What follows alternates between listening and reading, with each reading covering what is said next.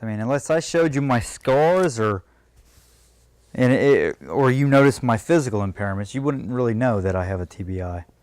You could just think I'm some rude dumbass, you know, with an inappropriate, something like that, yeah. Next question. Whoa! Holy shit! As the wars in Iraq and Afghanistan go on, the number of traumatic brain injuries incurred by military service members has risen dramatically. Improvised explosive devices, rocket-propelled grenades, and other explosives are the cause of most of the head injuries that occurred during combat. Thanks to mine-resistant vehicles and stronger body armor, soldiers are surviving more explosive attacks than in previous wars, but they are coming home with more severe combat-related injuries. Kevlar helmets and the human skull are sometimes not enough to protect the brain's fragile tissue from these powerful blasts. The military estimates that service members have sustained nearly 180,000 traumatic brain injuries since 2000. While only about 3% of these brain injuries are considered severe or penetrating, doctors are finding that the accumulation of several moderate or mild brain injuries can have the same lifelong effects as more serious traumatic brain injuries. Many think these numbers are extremely low because they only include service members who have been medically diagnosed as having a TBI. Some soldiers say they have received inadequate care or face stigma for needing mental health treatment. TBIs suck. They suck. There's no way around it. But at least you can see mine. The doctor doesn't argue with me. Dr. David Williamson, a neuropsychiatrist at National Naval Medical Center in Bethesda, Maryland, is leading efforts to provide better TBI treatment to soldiers and is an expert in brain science. One of the challenges in understanding brain injury is recognizing that when there is physical injury to this organ, it changes the essence of who we are as people. It is going to potentially change the way that we experience pleasure, the way that we express ourselves in an emotionally sensitive fashion to loved ones. And injuries often disrupt those things in very complicated ways. Join us as we explore different parts of the brain to learn what functions those parts control and how they are affected by injury. We will also hear the stories of 5 men who sustained traumatic brain injuries in combat to see how their brains and their lives have been changed.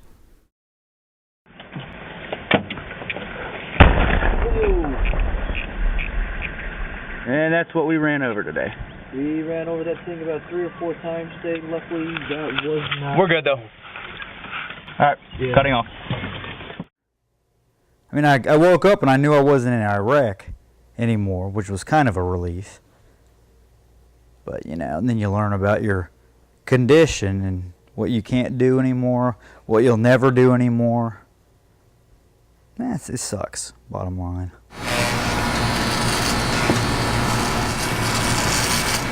Damn, that hurts.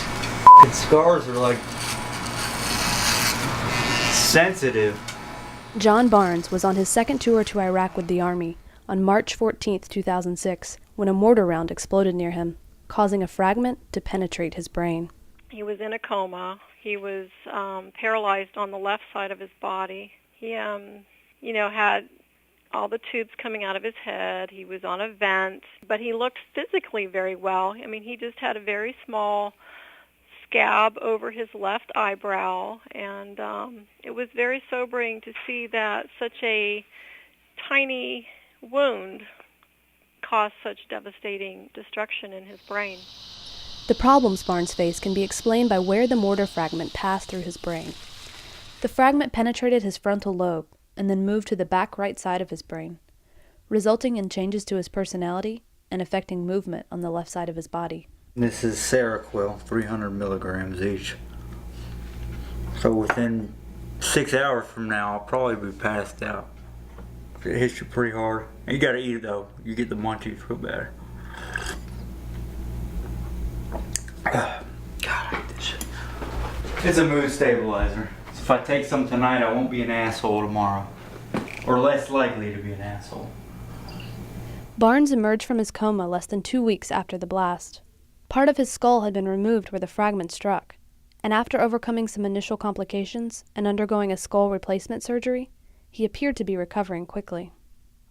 I moved into my own apartment in December of '07, and quickly developed a alcohol and drug habit that really got out of control and led up to the car accident I had in June of '08, which was drug related. And, I had a seizure due to the drugs I was using. Now I'm living with Mom again. My brain is like Swiss cheese, it's compromised. Yeah. Which I noticed He wasn't paying his bills. He just spent over and above whatever he had. He wouldn't buy groceries. He wouldn't clean. He wouldn't shower.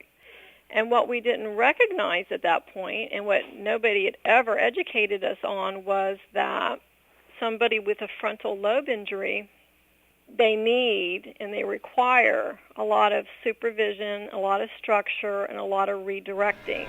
Actually, I did shower last night. Due to the frontal lobe damage, I'm very impulsive, I'm disinhibited, so what I think most of the time just comes out, and it's most of the time not, appropriate. So they're working on that with me with my life skills coach. So when everything you've done your whole life is taken away in an instant, then 4 packs a day sounds like a good idea. Well, it's control, John. Exactly. You have control over that, When you lose control over some things, you gain control over the others. Josh Shannon, who has a doctorate in counseling and is a certified life skills coach, has been working with Barnes for several months. You want to go in here and I just want to look at their protein supplements. And this is something that we do like once every 2 weeks, different places, the Vitamin Shop, GNC, whatever. Basically, I'm your client. Job simulate for a little while. it's got less than 1 gram of sugar, so that's I'm good. trying to So find that's complex carbohydrates. Where's the protein? You can adapt and overcome. That's about it. Work on improving appropriateness, or the filter, the disinhibition. Yeah, I can control that now. Actually, if I wasn't the mother of a brain injured, You wouldn't know and I wouldn't care. I mean, it would be out of sight, out of mind. Exactly. Ignorance But is then it comes up to bliss. bite you in the ass.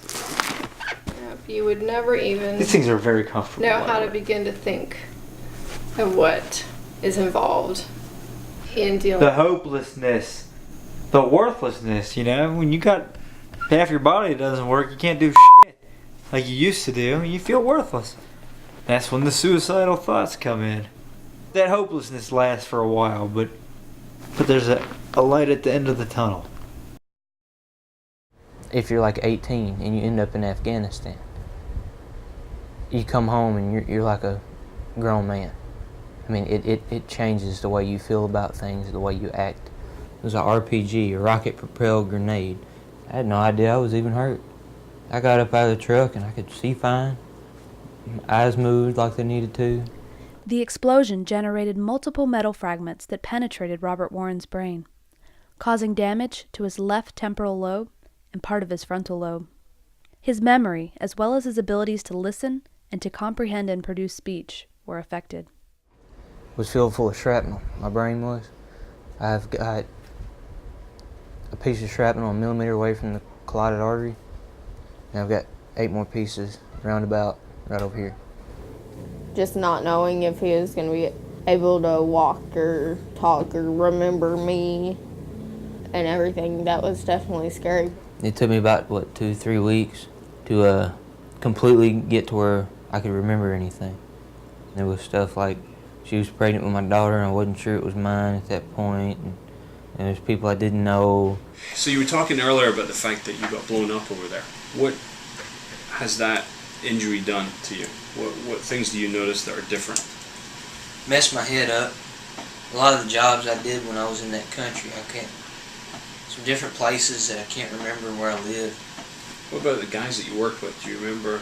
A lot of them people I can't remember it. With the help of neuropsychologists, Warren's memory has improved.